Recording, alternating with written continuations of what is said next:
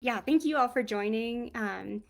Again, if you don't know who I am, my name is Annie Hughes. I'm the newest coach on the Sharman Ultra team. Um, and yeah, I've been coaching for a year and a few months now, and did one of these videos last year. So um, we have a great collection of videos that all of the coaches have made. So you should definitely check those out if you haven't. Um, and yeah, I'll just be answering some of your questions today. And yeah, I can see them in the comment box. So if you have questions, I'll answer those there. And then Ian also gave me some questions ahead of time that I'll go through now. So the first question is, how does someone dial in race nutrition for 200 milers versus 100 milers, especially if stomach issues are a problem? And my general rule is the longer the race, the more real the food becomes. So if you're racing, 50 miles or below, you're probably going to use more sports nutrition foods like gels and chews and drink powders. But the longer the race, it's really hard to meet the caloric needs and everything. Plus, those foods just get really old when you're running for that long. Um, and all the sugar and everything. So it's nice to have some salty things. And I start to crave like more like warm, real food. And for the stomach problems, it's also important to remember that it's easier to take in real food when you're doing these 200-mile distances, just because you'll be able to uh, digest it a lot easier because there's a lot of walking involved. And yeah, so it's good to remember that your stomach won't be jostled as much and it's easier to get those foods down. And it's also good to practice that during the your training. So if you haven't eaten real food before during your long run, maybe you could use your car as an aid station to run back and have some real food options in there, and then continue running. So that's a good way to incorporate it. Or do a training race. If you're doing a 200-mile race, I usually use 100 as a training run. So you can experiment with different nutrition options there. And that's a good way to dial it in before this big 200 miler you're doing. So I'm going to jump to Dean's question in the comments. How much running happens during a 200 miler versus walking? Does training match that ratio?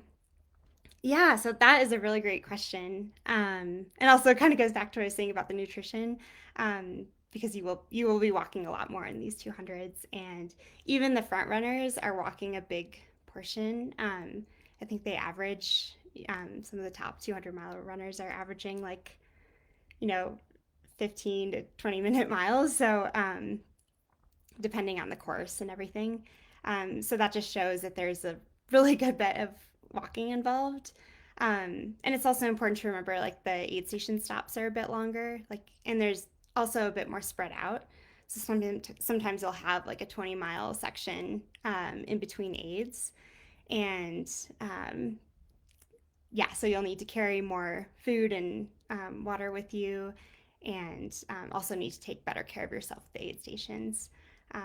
So yeah, just I like to practice wearing like a heavier pack since you're going to have to carry more food and water, and going out for a long hike or walk, because especially in those later miles, you're going to be walking a lot, especially like the mid to back of the pack runners are walking almost the entire thing. So it's really important to practice, um, having a good hiking pace versus running.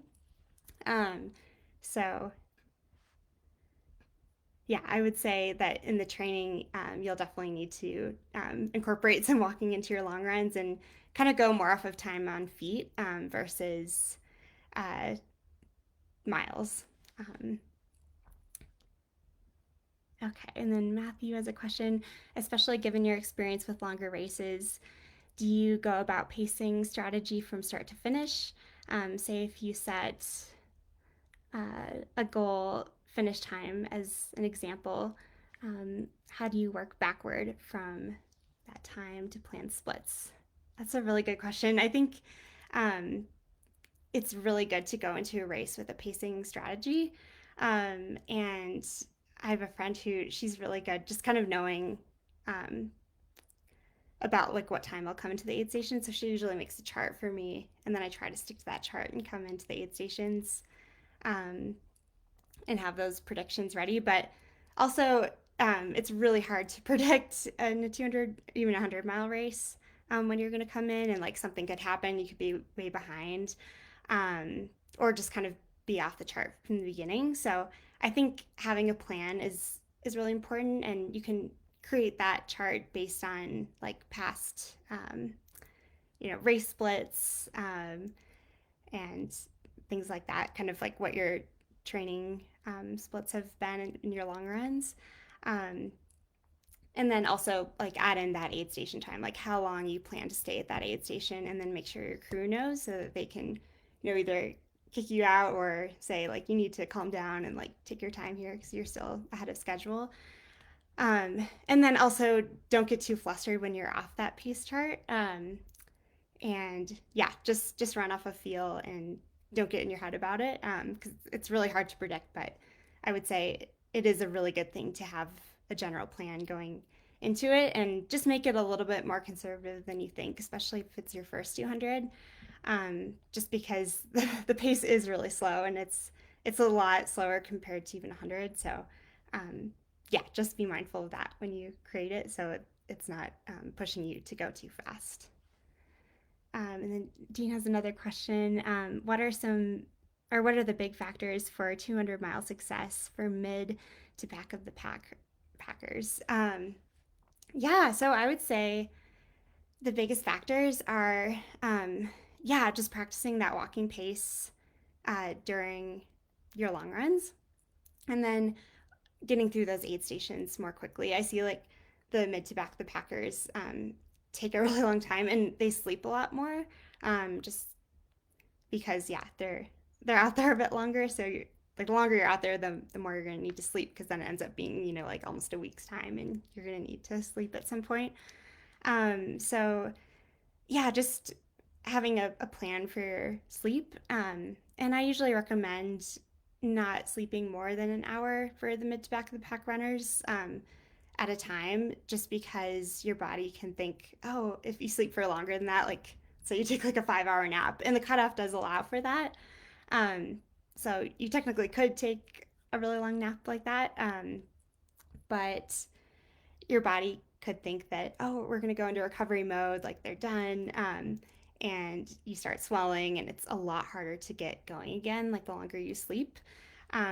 So just kind of making it, like so that you're recovering and getting refreshed, but it's not too long of a sleep where your body goes into that recovery mode. So making a sleep plan, having your crew like just being really dialed at the aid stations, like they all know what you need and they have a plan to pack your pack, and then yeah, just keeping a really consistent walking pace. Um, yeah, you don't need to go super fast or even run at all, but as long as you're moving through the aid stations quickly and not oversleeping, um, things like that. I think that makes a big difference. Okay, and then I'll go back to some of Ian's questions. What is the best way to prepare for a high altitude race like Leadville or Hard Rock if someone lives at sea level? And um, generally, altitude sickness kicks in within 3 days to a week. So I would either recommend getting there the day before the race, so that you go right into the race and you get it done before that altitude sickness starts to kick in, or if you have the time to come out 2 weeks ahead of schedule and acclimate that way. But it's also really hard to know, like, if you've never been up at altitude before, like what your body's going to do. Some people have no problem with it and it doesn't affect them, even coming from sea level, and some people, um, it really does affect them in a negative way. So um, yeah, just kind of if you've never been up there before, maybe yeah, coming in the day before the race or 2 weeks ahead of time so you can acclimate. And then also like the biggest thing is just staying on top of your hydration, electrolytes, and having really good fitness coming into the race, because having good fitness, you can really overcome a lot of adversity with heat and altitude, like those kind of go hand in hand. So just yeah, having good fitness, being well prepared for the race itself, and then staying on top of your hydration, and then not overexerting, going out too fast, those kinds of things. Yeah, and if you do have altitude sickness, usually it comes in the form of uh, like nausea and having a lot of stomach problems. So kind of having a plan for that, like having some Tums or something that'll settle your stomach, um, and then taking the time at the aid station to get rehydrated um, will be important so you can get back up there with altitude sickness. And then Dean has another question. What are main factors leading to DNFs in 200s? That's a great question. Ian actually had that down for me as well. I think the top three things would be stomach problems, foot problems, and then just the mental game. So with the stomach, I did kind of already talk about the nutrition, but just having a plan for when your stomach goes south and um, having things with your crew like Tums or even with you in your pack, so you can just jump on it. I really like those gingins or like a ginger chew. I just find like the moment I start feeling a little nauseous, like that helps a lot. And then another thing to keep in mind, you're eating just like a lot of sugary foods, and I've actually had it where I've gotten like sores in my mouth from all of the sugar. So yeah, having like a toothbrush and brushing your teeth more frequently, because I didn't do it frequently enough in one of my 200s, and yeah, had those really bad sores, and then it really limited what I could eat because the sugar and things like that really it was really painful to eat that. So um, yeah, and then just practicing your nutrition and training, practicing eating real food, so that you've done that before going into the race. And then with um, your feet will swell a lot in these 200s. So starting out in your normal size shoe, and it's really important to find, your shoe, like the one that works best for you. And yeah, wear that shoe in your long runs and training just to make sure you don't get any injuries or blisters, anything like that. And then, yeah, starting out in the normal size of shoe and then maybe going up to even a wide and then a half size up is kind of my what I do and recommend, just to account for the swelling. And then also recommend taping your feet. So if you do get blisters in certain spots, take note of that and just tape it ahead of time, before the race. And then using some kind of lube like squirrel's nut butter or trail toes or something like that all over your feet. And then finding some socks that work really well for you and don't cause blisters. I personally prefer the toe socks just because there's like a barrier between the toes, and that also for me, it helps prevent blisters. Um, and then also using gaiters on top of your shoes so you don't get rocks and a lot of dust and stuff like that can get into your shoes and cause problems. So it also depends on the course. Like if it's a desert course, or a mountain course, like if you're having to go through a lot of streams and your feet are getting wet, you might need to like change your shoes more often and socks. But if it's a desert race and your feet aren't getting wet, um, the biggest problem might just be all that dust and stuff that can get into your shoes. So accounting for that. And then the mental game. It's definitely a mental battle with these 200. It can just be really overwhelming when you're, you know, just really sleep deprived and tired and knowing that you have like days and nights ahead. I know I was really overwhelmed my first 200. The first night I was like, wow, I have at least two more nights of this. Um, if everything goes well, and um, yes, and so I would say just staying in it and just reminding yourself like I just need to get to that next aid station and I'll regroup and then you'll generally like feel better.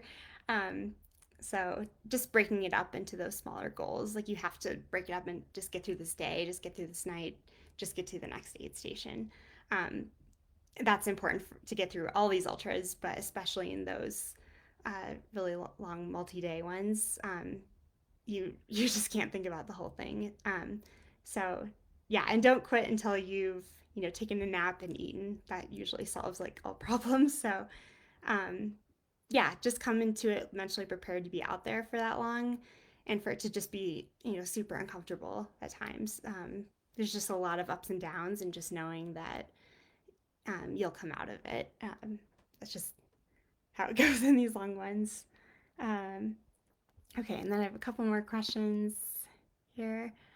Are there drastic differences in the long run time, distance, training for a 100 versus 200 miler? And maybe on the other end of the spectrum, how does speed work and training possibly differ with those distances? Yeah, so I think it's good to work all the systems, but endurance is definitely the main stimulus you want to train for these 200s. So I like to incorporate, for the athletes that I've trained for these 200s, I'll give them like in their long run, like they have a 20-mile long run, doing 5 miles easy warm up, and then putting like a harder effort in the middle of that long run. Um, and usually I go all off of effort instead of, I don't give them like you have to hit this pace, just because I don't, the trails that they're running on.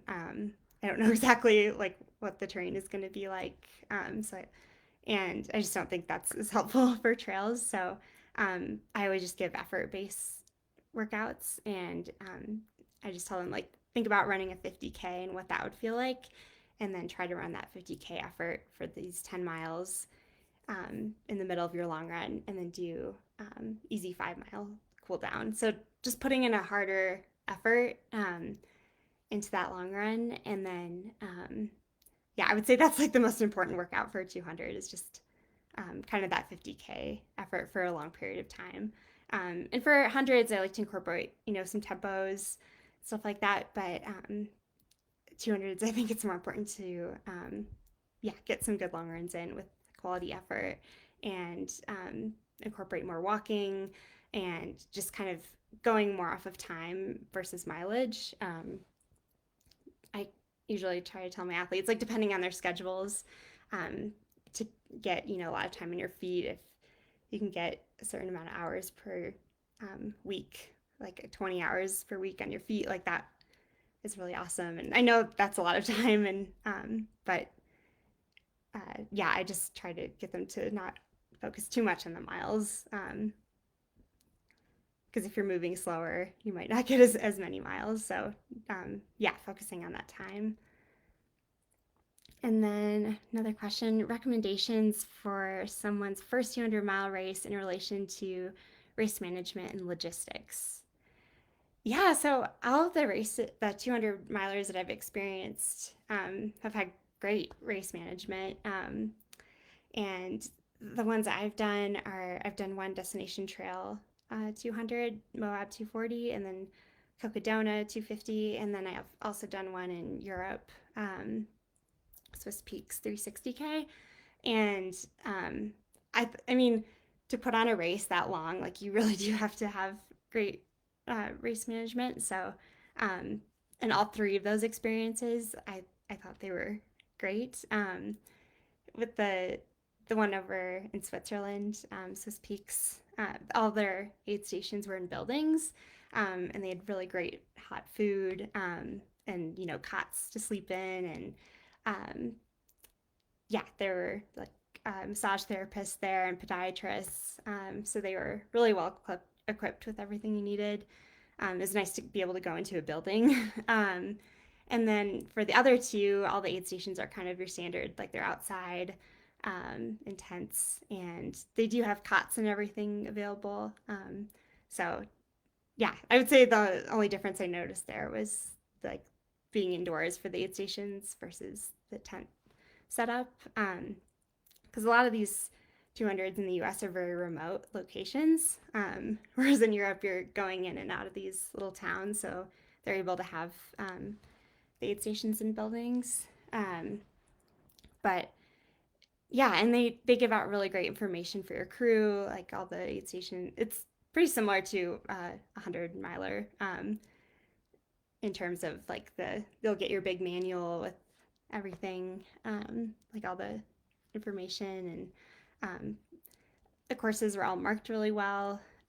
But you also sometimes with that long of a distance, the markings can get tampered with. So you'll definitely need to have a backup plan to be able to navigate if that happens, because it's really hard to mark a 200 plus mile course.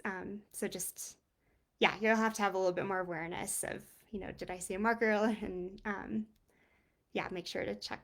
They give you a good like GPX file so you can have that ready. But I would say it's really not much different from a 100 miler, just a little bit more goes into it um, for the race management. And then Ian's question, what about training time for someone really time restricted who can't do close to 20 hours a week training for a 200? How do you prioritize the focus of their training and get the most benefit? Yeah, so that's a really good question. There's a lot of people I've trained who definitely don't have 20 hours a week. And I would say just making the most of those long run days.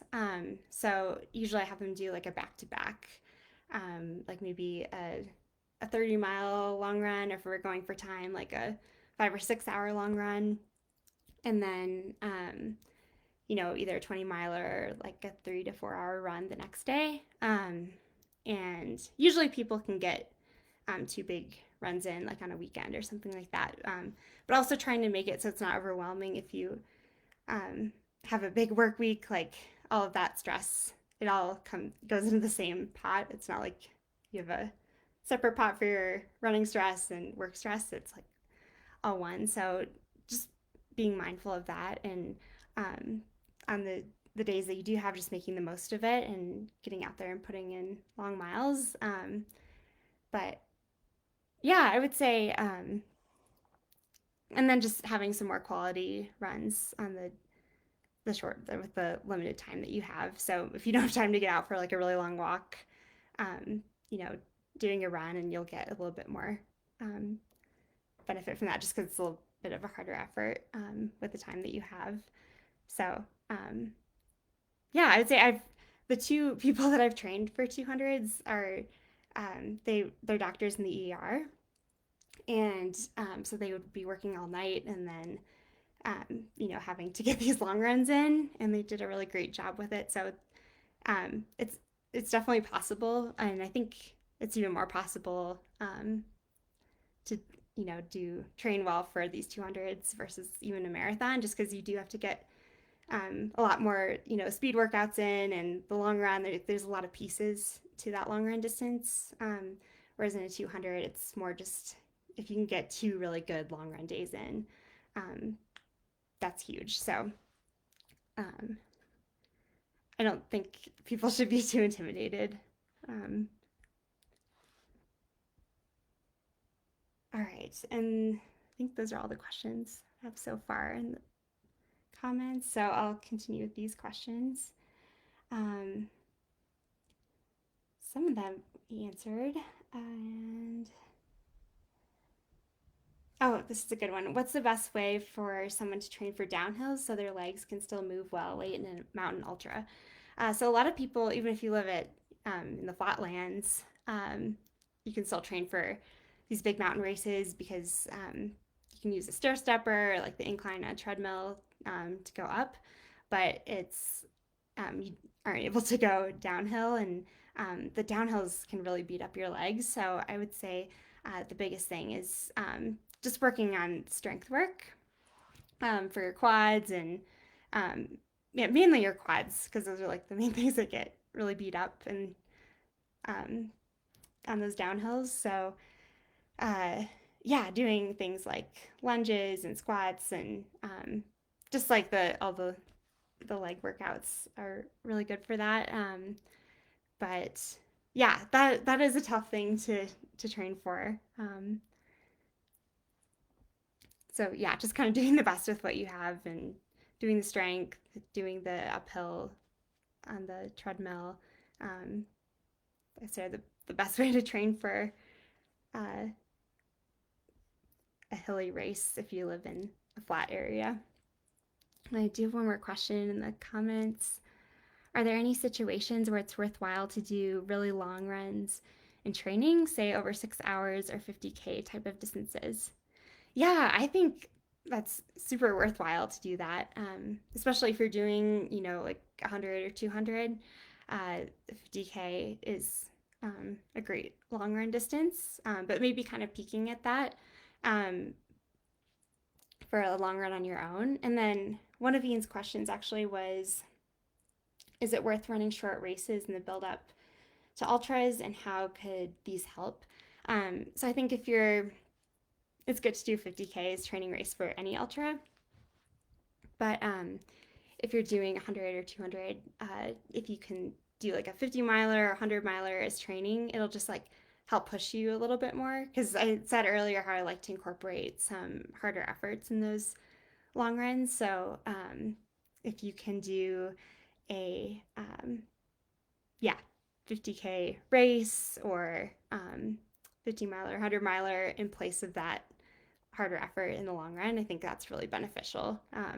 Just like having people around you and just the race atmosphere, even if it's just a training race, it can really um, help you push a little bit harder. And yeah, you can practice all of your nutrition and without kind of the stress of like, this is my race of the season. Um, yeah, just taking that pressure off, but also, um, yeah, I think it's a great way to yeah get some long miles in and also push yourself a little harder and just see where you're at going into one of these long races. Um, okay, I'll go to next question. What's the best way for someone to incorporate cross training to maximize running fitness, and how does this change with age? So I like to say that I personally think the best way to train for running is to run. So unless someone is more prone to injury or just building up mileage, I think it's a good idea to incorporate cross training. But and I do think it's important to do it maybe like once a week. So like have a rest day, have a cross training day, and then run 5 days a week. If that's something if that you're excited about, but if your body can handle it, I think you know if you can run all 6 days a week, like I think that's great. It's good to give your body a break from the impact if it is starting to get to you a little bit, or just to take precaution for injury. But if you're feeling really strong and the impact isn't bothering you, you're not getting injured, I would say, just running is perfectly fine. And I think it also just helps your body be more durable to just have that impact if you can handle it. But yeah, if you are starting to get older and like more injuries, incorporating some cross training is a great way to maintain fitness. And it'll definitely be different than the running fitness, but there's definitely a benefit there. Um, so when you come back to running, you'll be able to um, be more fit than if you took the day off or something like that. So, and some cross training activities I'd recommend are pool running is a really great one if you have access to a pool. Um, and then biking, you can get your heart rate up a lot higher biking than you can running, so that's great for your aerobic system. And then I would count walking as a cross training activity, and I really like to incorporate that one, just doing some running and then instead of like a double doing a walk. And I just think it helps like flush out the legs, and I always feel a lot better after um, walking after a run. So um, yeah, those are probably the top three. And then uh, I know there's people who prefer like skiing or something like that. So it all depends on what you have access to and what you enjoy doing. But um, cool. Okay. I think those are all the questions in the comments so far. Oh, we have one more. Are there any situations where it is worthwhile to do really long runs in training? Say over, oh, sorry, that was one we already answered. Okay. And then went through the downhill. How does training differ for a 200 miler versus a 100 miler, both mentally and physically? So, yeah, I think I touched on that before. Mentally, I would say,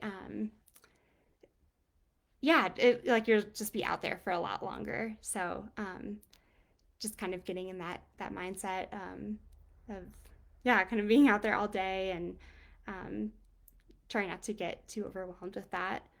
And yeah, just go into it, knowing that there might be some ups and downs and um, all of that. So I think a lot of the people who do these 200s, there's a pretty low DNF rate compared to the 100 milers, just because usually they have some experience with the 100 milers and yeah, have been through these ups and downs before. So mentally, they're experience have had experiences like that before. So okay, I have another question. Tips for your crew for those 100 to 200-mile races. Yeah, so it's really important for your crew to be really dialed and know what you need. And um, yeah, just having that nutrition plan and just being really organized.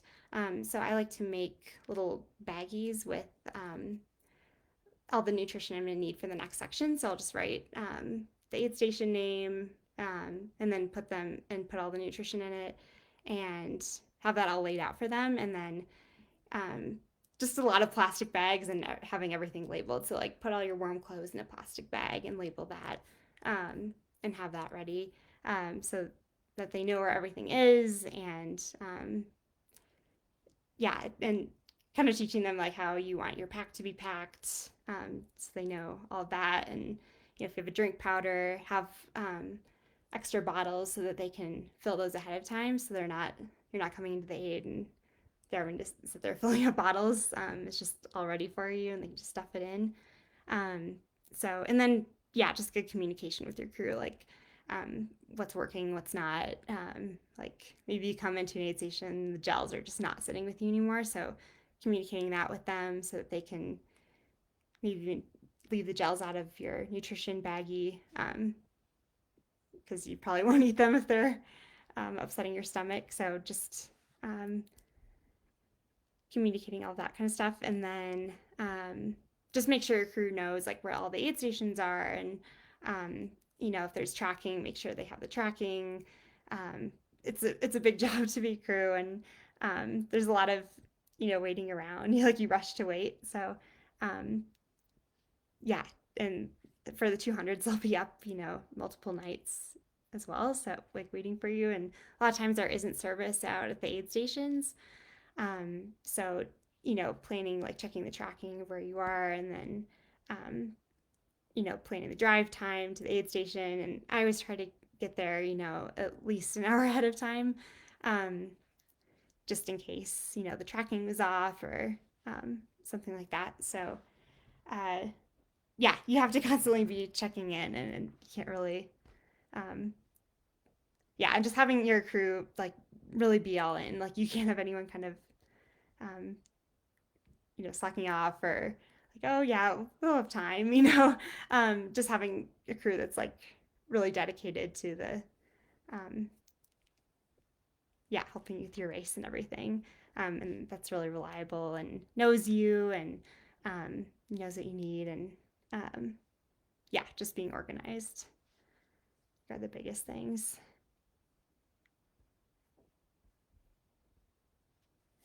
Okay, I think the questions on here. Yeah, I think I went through all through Ian's questions. So if you all have any other questions.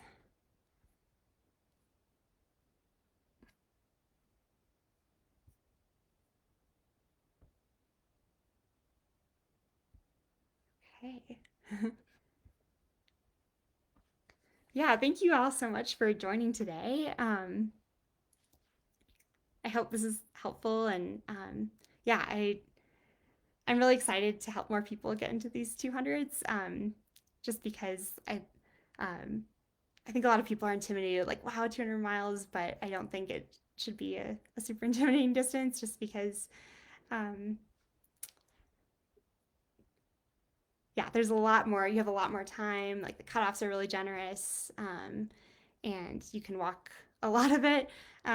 So, whereas even in 100, like the cutoffs are sometimes pretty, um, yeah, hard, and you do have to make kind of forces you to run a little bit. So I think the 200 is a lot more generous in that way, and as long as you're dialed in the aid stations and walking at a good pace, like should be totally fine. And getting those 2 long runs in per week are super important. So um, yeah, I hope you all try 200. Awesome, thank you so much.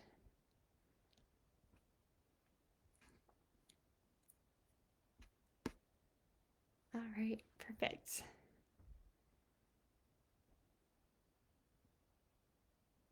I think that was all the questions. Thanks for all your nice comments. And yeah, thank you for watching. And yeah, I'll probably do another one of these another time. So thank you so much.